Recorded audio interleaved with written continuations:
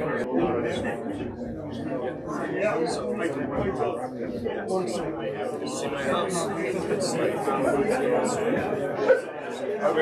I want to show is right here.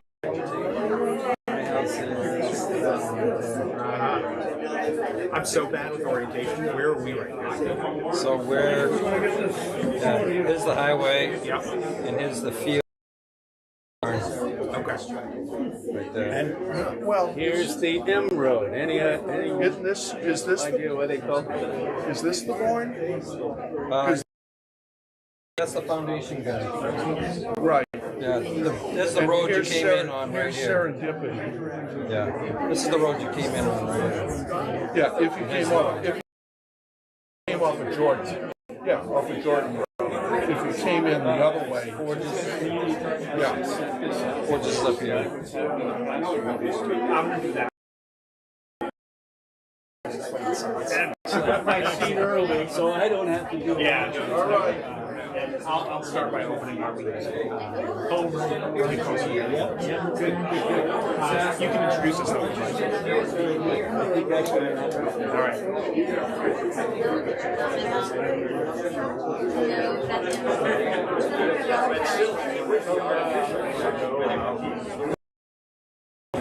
Point to the recycling committee. How are you? No, my hat. Yeah, we're both there. Hi, how are you? Nice to see you again. Yeah.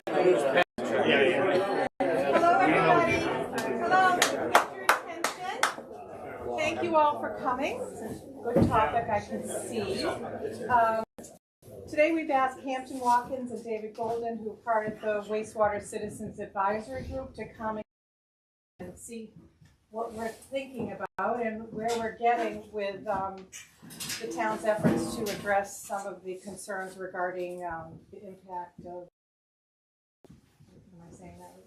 Nitrate, other load, all sorts of substances water that would- issues. Yeah. Okay, so David, I think, would you like to start? So Thank you for coming. thank you folks for having us here today. My name is Dave Golden. I'm a member of the Select Board, and I'm the chair of the Groundwater, Wastewater, Discharge Citizens Advisory Committee. I'm going to start by, I know there are a number of members here. Rose Forbes, Hampton Watkins, myself. I saw Marty Enos at some point. There's Marty. Is anyone else here? I don't think so. We did post this as a meeting, so since 4 o'clock has come and gone, the March 2nd meeting of the Citizens Advisory Committee to be open.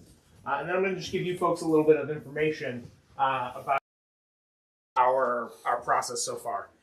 So for the committee members who are here, if you've seen any of my work on the Board of Health prior to my time on the Select Board, the way that these informational sessions work is that you're here to hear, not here to speak yourselves. So although some of you are vested in this process, either as landowners or business owners, it's asked that you use this as a listening session rather than a speaking session.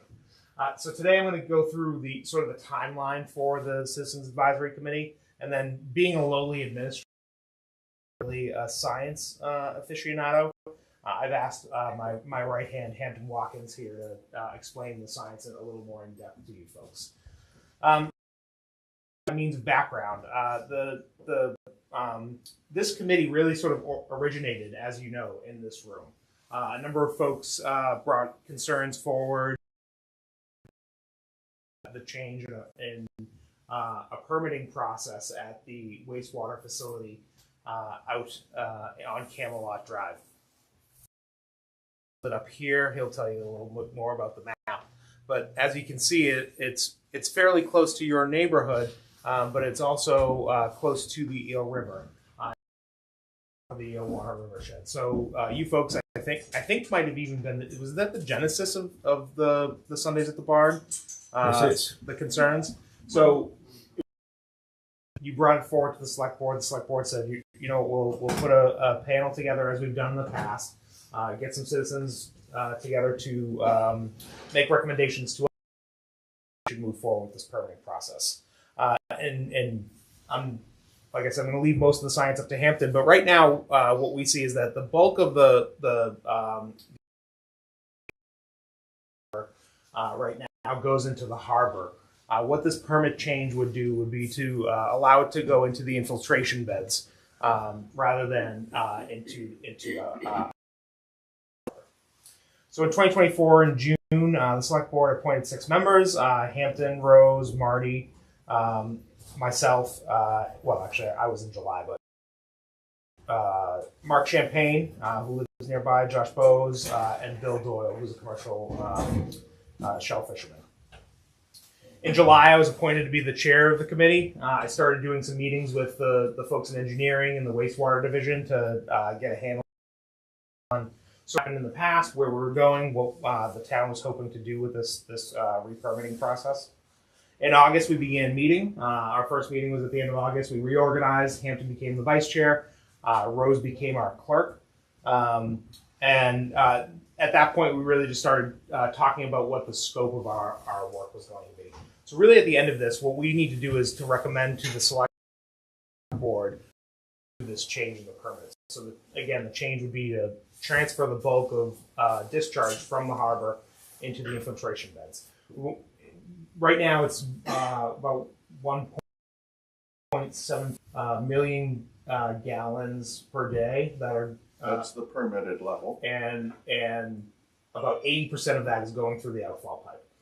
We don't want to change. We don't want to get rid of the outfall pipe, but the town doesn't want to get rid of the outfall pipe. They want to keep that for emergency purposes. They want to change the sort of 80-20 split with an increased load into the beds.